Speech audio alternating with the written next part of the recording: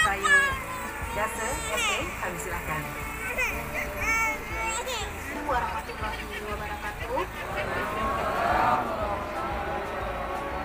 Yang kami hormati Bapak Dr. Haji Surisam FS MNR dari Komisi 9 DPR RI. Yang kami hormati Bapak Ketua DPRD Pak Roni, Pak Afrizal. Yang kami hormati dari kecamatan yang dalam hal ini diwakili oleh Pak Sekjam, Pak Iskandar. Yang kami hormati Bapak Kapolsek Pak Safril. Yang kami hormati Bapak Ibu tokoh agama, tokoh masyarakat, serta hari ini kita masih diberi kesempatan bersama di sini dalam rangka sosialisasi BPJS Kesehatan. Izin Pak, tadi sudah banyak disampaikan oleh Bapak kita, Pak Surisam. Kami di sini menambahkan sosialisasi BPJS Kesehatan ini. Izin kami di bawah ya Pak.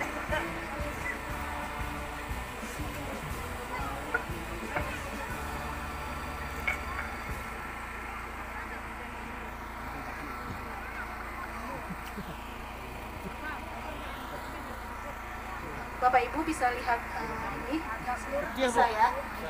Kabur ya? Bisa. Tadi disampaikan Bapak bahwa menjadi peserta BPJS itu adalah kewajiban kita sebagai warga negara Indonesia. Bapak Ibu di sini sudah terdaftar semua menjadi peserta BPJS atau ada yang belum? Belum.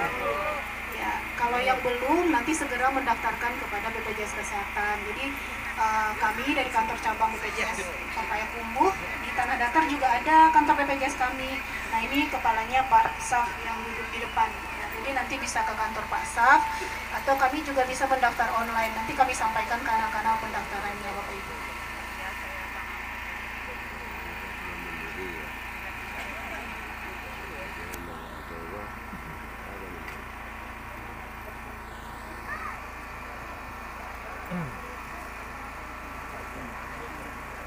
Sudah disampaikan bahwa BPJS ini dalam pelaksanaan program JKN tidak sendiri Bapak Ibu ya. Ada regulator, ada Bapak Ibu kita yang di DPR RI yang menyusun undang-undang, yang menyusun kebijakan, menyusun regulasi. Kemudian di sini ada fasilitas kesehatan, jadi puskesmas, rumah sakit yang melayani Bapak Ibu.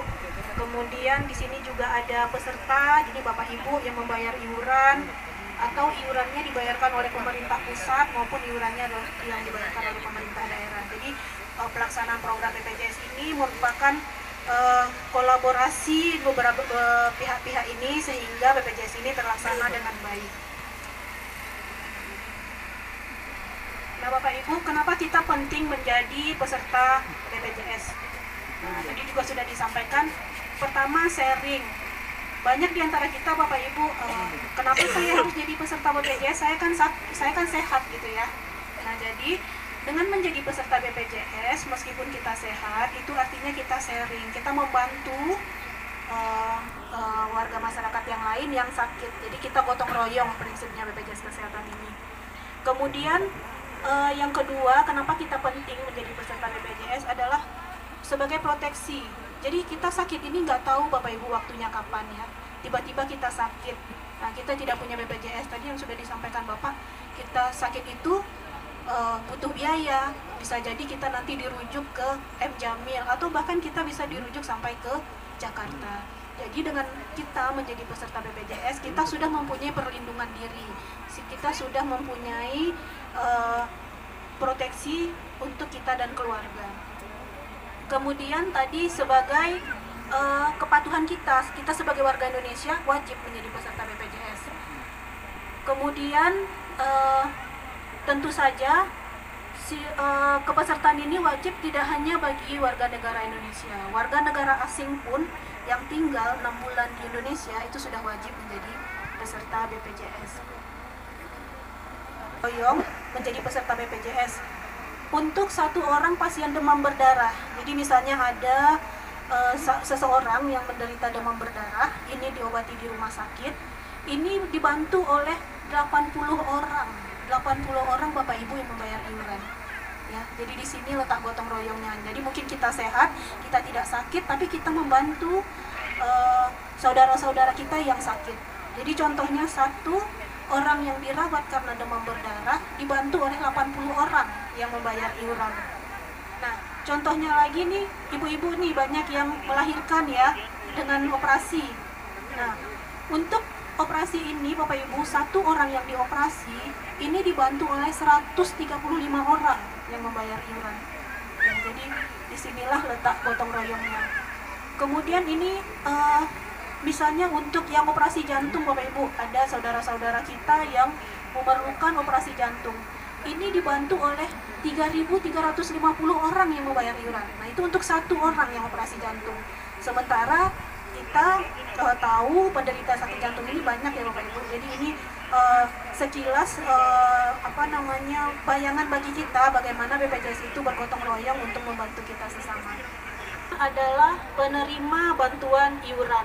Jadi penerima bantuan iuran ini iurannya dibayarkan oleh pemerintah pusat atau dibayarkan oleh pemerintah daerah. Mungkin ada di antara Bapak Ibu di sini yang sudah menjadi peserta BPJS yang iurannya dibayarkan oleh pemerintah pusat ataupun dibayarkan oleh pemerintah daerah ya. Kemudian penerima bantuan iuran ini Bapak Ibu adalah penduduk yang fakir miskin dan orang yang tidak mampu yang iurannya dibayarkan oleh pemerintah. Kemudian peserta berikutnya adalah bukan penerima bantuan iuran. Jadi di sini ada ASN, Bapak Ibu ASN, kemudian pekerja bukan penerima upah. Ini peserta mandiri Bapak Ibu. Peserta yang mendaftarkan secara mandiri kepada BPJS Kesehatan, mendaftarkan keluarganya secara mandiri, membayar iuran secara mandiri setiap bulannya. Ini merupakan peserta bukan penerima upah, peserta mandiri. Kemudian ini bukan pekerja, di sini Bapak Ibu pensiunan, kemudian yang iurannya rutin dibayar setiap bulan. Kemudian ini tadi yang saya sampaikan adalah Bapak Ibu yang iurannya dibayarkan oleh pemerintah daerah. Penerima bantuan iuran tadi yang saya sampaikan ini adalah penerima bantuan iuran yang iurannya dibayarkan oleh pemerintah pusat. Nah, pendaftarannya oleh Kementerian Kesehatan setelah ditetapkan peserta oleh Kementerian Sosial berdasarkan SK Kepala Daerah. Jadi ini diusulkan oleh daerahnya melalui Dinas Sosial kepada Kementerian Sosial. Nah, inilah penduduk-penduduk masyarakat kita yang menjadi peserta yang iurannya dibayarkan oleh pemerintah pusat. Kemudian untuk BPJS, PBPU, Pemda, jadi yang iurannya dibayarkan oleh pemerintah daerah. Jadi ini cara mendaftarnya adalah ini pemerintah daerah mendaftarkan, tentunya masing-masing pemerintah daerah mempunyai kriteria sendiri, didaftarkan sesuai kecukupan anggarannya kepada BPJS Kesehatan. Nah, kemudian untuk peserta selanjutnya adalah peserta PPU, ini didaftarkan oleh pemberi kerja, ini untuk yang pegawai swasta ya Bapak Ibu, yang PPU ini. Kemudian terakhir adalah peserta mandiri, PPPU, masyarakat mendaftarkan dirinya dan keluarganya secara mandiri kepada BPJS Kesehatan. Iurannya Bapak Ibu ya, jadi jika Bapak Ibu tidak termasuk ke dalam penerima bantuan iuran yang didaftarkan oleh pemerintah pusat maupun pemerintah daerah, Bapak Ibu dapat mendaftarkan secara mandiri. Nah, ini besaran iurannya. Untuk kelas 1 ini 150.000 per bulan per jiwa. Ya. Kemudian untuk kelas 2 ini 100.000 per bulan iurannya.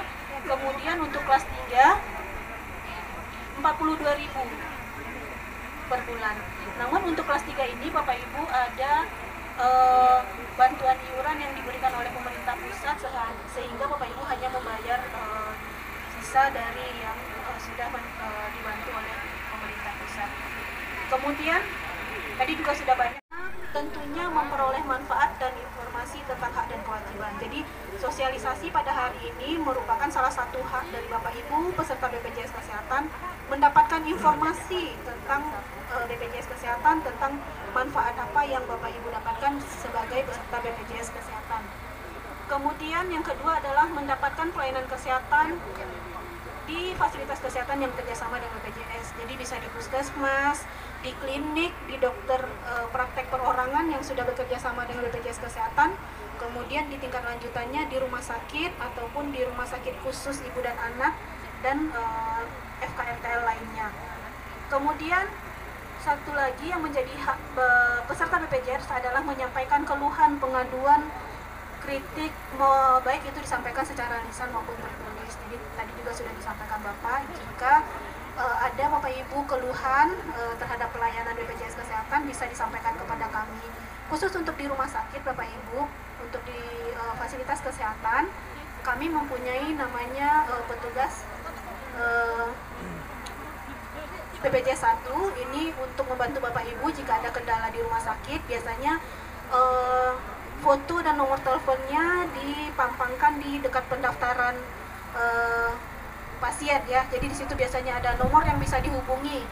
Nah, ada di situ petugas rumah sakit dan petugas BPJS Kesehatan. Jadi jika Bapak Ibu ada kendala bisa menghubungi nomor-nomor yang tertera di poster tersebut. Nah, tentunya ada hak, ada kewajiban ya Bapak Ibu. Tadi juga sudah disampaikan bahwa kewajiban Bapak Ibu sebagai peserta BPJS selain itu membayar iuran adalah melaporkan perubahan data. Jadi Bapak Ibu melaporkan perubahan data ini adalah kewajiban. Salah satu contoh, jika ada anggota keluarga kita misalnya yang meninggal, kalau Bapak Ibu tidak laporkan kepada BPJS, ini iurannya tetap berjalan ya.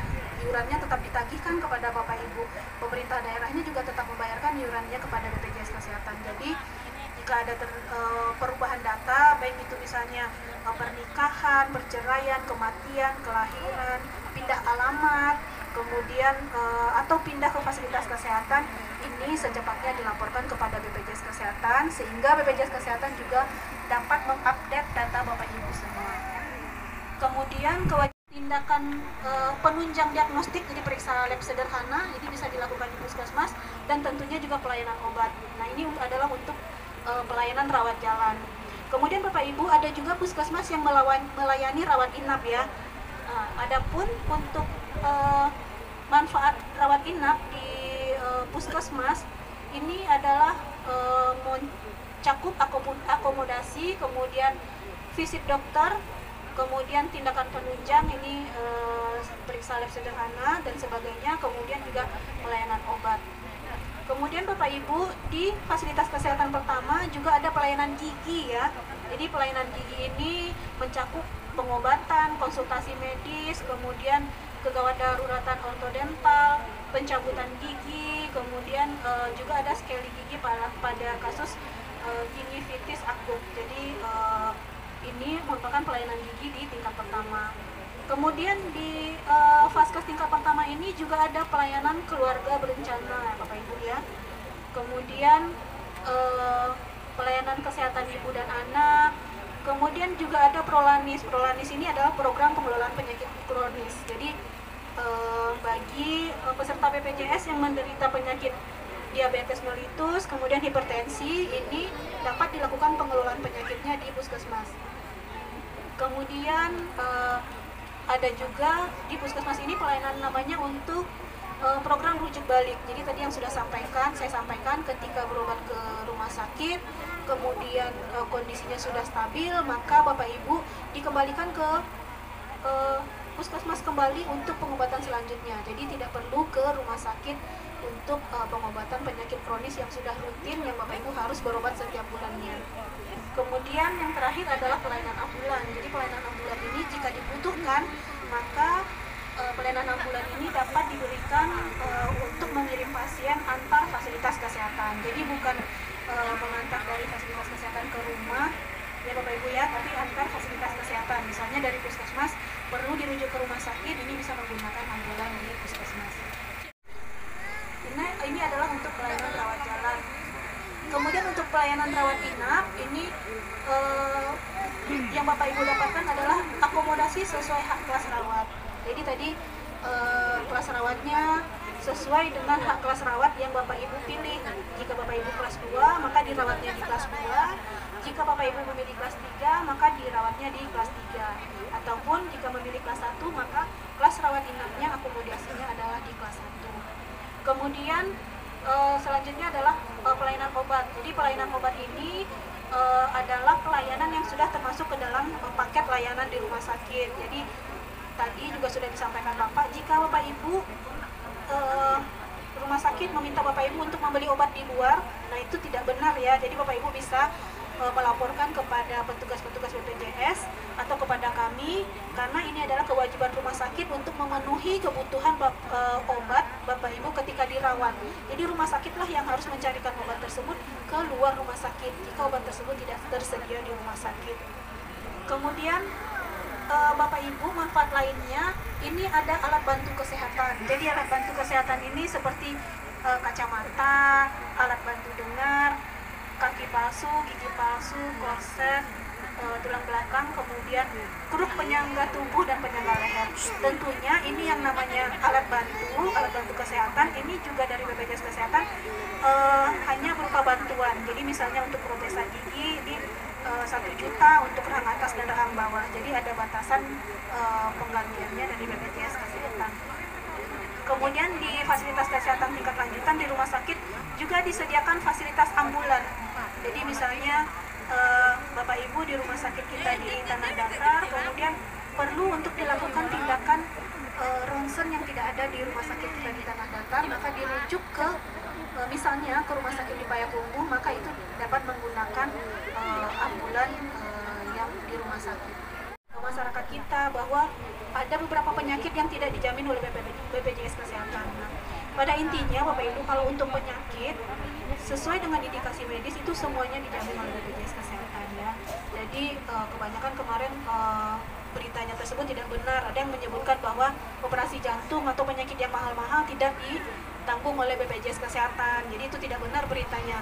Nah, ini sesuai dengan peraturan Presiden bahwa inilah yang tidak ditanggung oleh BPJS Kesehatan. Pertama, pelayanan kesehatan yang tidak sesuai dengan peraturan perundang-undangan. Kemudian pelayanan kesehatan yang dilakukan di fasilitas kesehatan yang tidak bekerja sama dengan BPJS Kesehatan. Nah, alhamdulillah Bapak Ibu, saat ini 90% dari fasilitas kesehatan ini sudah bekerja sama dengan BPJS Kesehatan. Jadi Bapak Ibu tidak perlu khawatir untuk fasilitas kesehatan, ketersediaan fasilitas kesehatan ini. Kemudian yang ketiga, pelayanan kesehatan yang tidak dijamin adalah pelayanan kesehatan terhadap penyakit atau cedera akibat kecelakaan kerja. Jadi Bapak Ibu, untuk kecelakaan kerja ini sendiri ada badan lainnya yang menjamin, yaitu BPJS Ketenagakerjaan. Jadi ini bukan menjadi jaminan BPJS Kesehatan. Kemudian yang keempat, pelayanan kesehatan yang telah dijamin oleh program jaminan kecelakaan lalu lintas sampai dengan ditanggung oleh program kecelakaan lalu lintas sesuai hak kelas rawat peserta. Jadi ini untuk kasus kecelakaan lalu lintas Bapak Ibu, ini penjamin utamanya adalah Jasara Harja ya. Jadi Jasara Harja ini punya plafon sampai dengan 20 juta. Nah, ketika Bapak Ibu dirawat di rumah sakit dan membutuhkan biaya lebih dari 20 juta untuk kasus kecelakaan lalu lintas yang dijamin oleh Jasara Harja, maka sisanya ini akan dijamin oleh BPJS Kesehatan ya. Tentunya ada prosedurnya juga, Bapak Ibu harus lapor polisi, harus ada laporan polisinya, kemudian nanti rumah sakit akan mengarahkan melaporkan ke Jasara Harja dan akan keluar dari Jasara Harja apakah Bapak Ibu kasus kecelakaan lalu lintas yang dijamin Jasara Harja atau bukan ya. Jadi ini juga banyak sering bertanya kepada BPJS Kesehatan, kenapa kasus kecelakaan lalu lintas tidak bisa menggunakan BPJS Kesehatan. Jadi memang penjamin utamanya untuk kasus kecelakaan lalu lintas ini adalah Jasara Harja ya.